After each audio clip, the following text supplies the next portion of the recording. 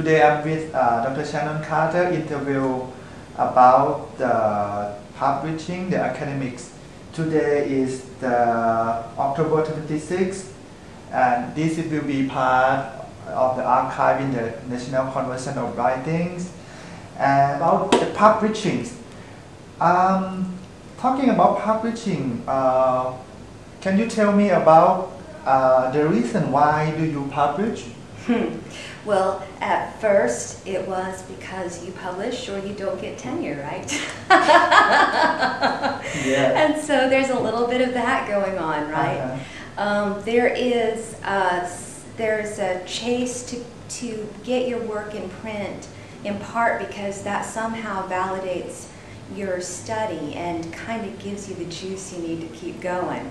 Because otherwise you sort of wonder, you think, well, this seems very interesting, but I don't know if it's significant. And so the peer review process and being published in the journals and by the presses that you read and that you're inspired by really kind of help you keep going and feel like what you're doing is worth doing. So publishing to you is important to your career? It's right? Important to my career, yes. Okay. And how about when you start publishing, what do you need to know before you will start doing your publishing? Well, okay, so here's my advice. As a young professor, straight out of my PhD, I was drawn to begin new studies. I still like to begin new studies, that's fun. But it's also sort of dangerous.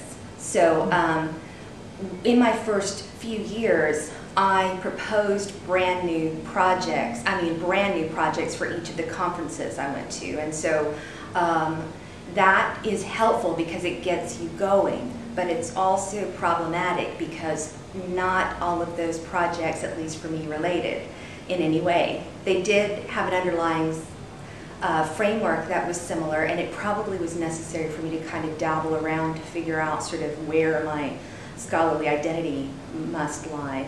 But it also slows down the publication process because instead of doing the rhythm where you present a paper and then you work to reshape it, to prepare it for possible submission for publication, you are spending that time beginning a new research project for the next conference that comes in the next few months. So that we have to be careful about that because the thing that distinguishes a conference presentation from a publication is probably the depth of the project. A lot of people present from their ongoing research, but it's important to get past that presentation phase and actually try to move it into publication. Okay. Well, that was probably part of what I was doing when I moved from topic to topic. As an administrator, as a teacher, as both first-year students and graduate students, and as a comp scholar, it was important for my research agenda to be associated with all of those things. And because I also identify as an activist, it was necessary for me to think about how I might marry my administrative role, my teaching role, with my activist role. What sorts of research can I do that will help move these seemingly disconnected areas forward? And so my research agenda emerged sort of from necessity, and you're watching me move into a new phase right now where the research agenda is focused on very local matters in the community, not just local matters at the institution. So talk about your writing routine and how's your writing routine like for your academics, for academic publishing? Okay, yeah, there's not a whole lot of routine to it, and there needs to be. I am what Catherine calls a binge writer. Binge writer. When I'm in the middle of a project, I do nothing else. I just write 15, 18, 20-hour stretches. I feel like I'm chasing the idea and I need to get it on paper. So that's really nice if you have sustained time and you're not teaching. Maybe it's the summer, which is very nice. But it's not the best way to work. Better would be the advice that I was given early on, and I do try to follow some, is to write a little bit every day. That way, when I get to the end of the time that I'm going to be writing, and I'm going to have to write whether I have anything to write or not, I can leave myself something kind of easy to do, that when I get back to the project, I won't have any problem getting back into it. That's one of the reasons for the binge writing, because I'm afraid I'm going to lose my ideas. And so a better method would be to kind of give myself something that would keep me in the zone and then keep coming back to it every day. And I have used that process before. I did eventually do that with my book, but I also led into it with a lot of sustained days and months of just binge writing, because I was on sabbatical and it was possible. How about the journal that you usually consult for your publications?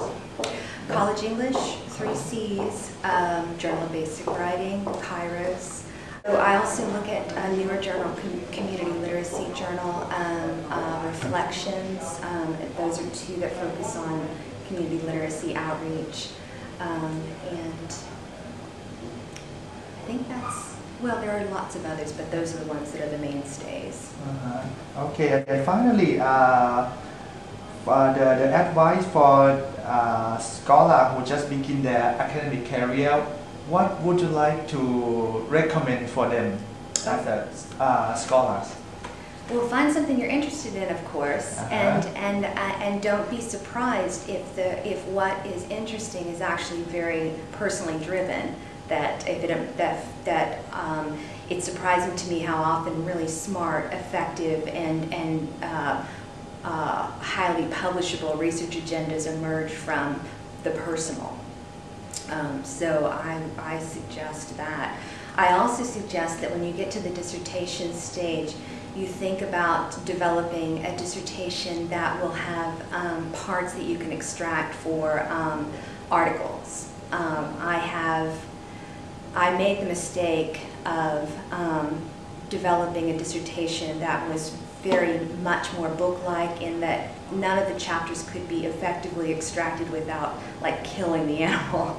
So, which would have been great if I could make it go as a book, but I couldn't, so I really didn't have much of it to work with. And so for years, and I graduated in 2001, for years I sort of flailed, and I ended up with I guess my theoretical frame sort of came from that, but the only article that really absolutely directly came from that is is a 3 C's piece that just came out in September, 8 years later. So, so had I been smarter about how I shaped my dissertation, I suspect that I would have been able to get more direct publications out of it, which might have helped with the early on flailing.